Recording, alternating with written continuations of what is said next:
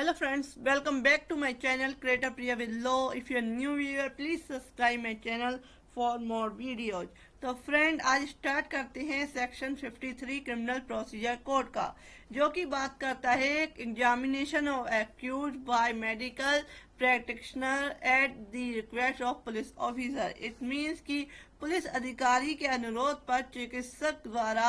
आरोपी की जांच करना। तो इस सेक्शन में डिटेल में बताया गया है कि when a person is arrested on the charge of committing an offence of such a nature and alleged to have been committed under such circumstances that there are reasonable grounds for believing that an examination of his person will afford evidence as to be the commission of an offence, it shall be lawful for the registered medical practitioner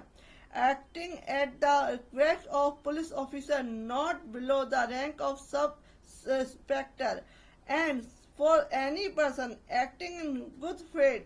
in his aid and under his direction to make such an examination of the person arrested as a reasonable necessary order to ascertain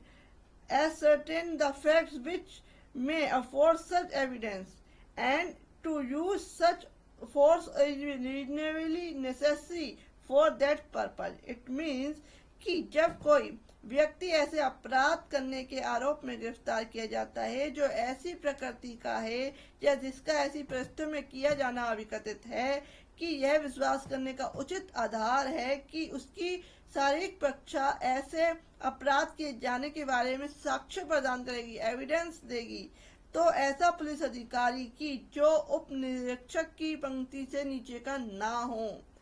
प्रार्थना पर कार्य करने में रजिस्ट्रीकृत चिकित्सा व्यवसायी medical officer जो है के लिए सद्भावना पूर्वक उसकी सहायता करने में और उसके निर्देशाधीन कार्य करने में किसी व्यक्ति के लिए यह विधिपूर्ण होगा कि वह गिरफ्तार किए गए व्यक्ति की ऐसी परीक्षा करे जो उन तथ्यों को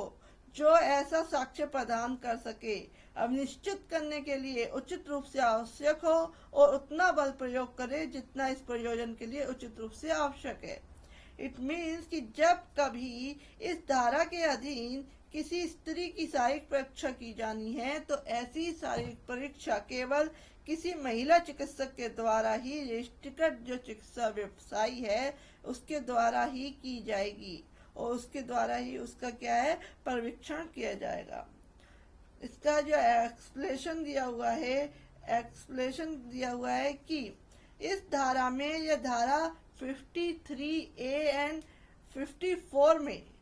परीक्षा के अंतर्गत क्या है, examination shall include the examination of blood stains, semen, swabs in case of sexual offences, septums and sweat,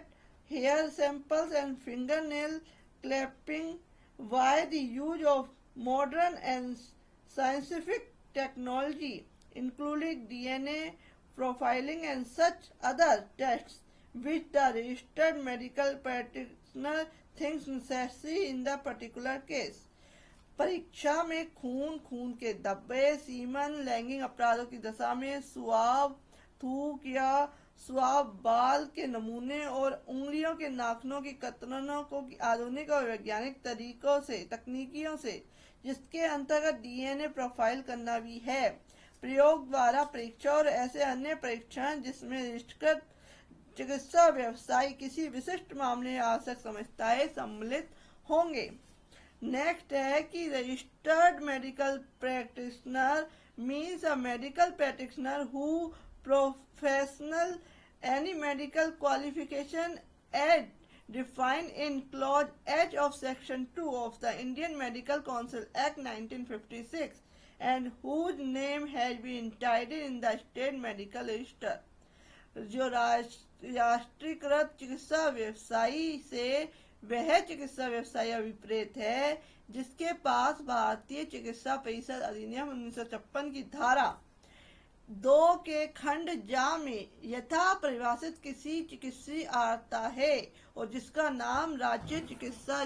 register में प्रविष्ट किया गया है, यानी कि होना चाहिए। उसी के द्वारा ही जांच क्या है कराई जा सकती है। तो friend, if you like my video, please like and subscribe my channel. Thank you for watching this.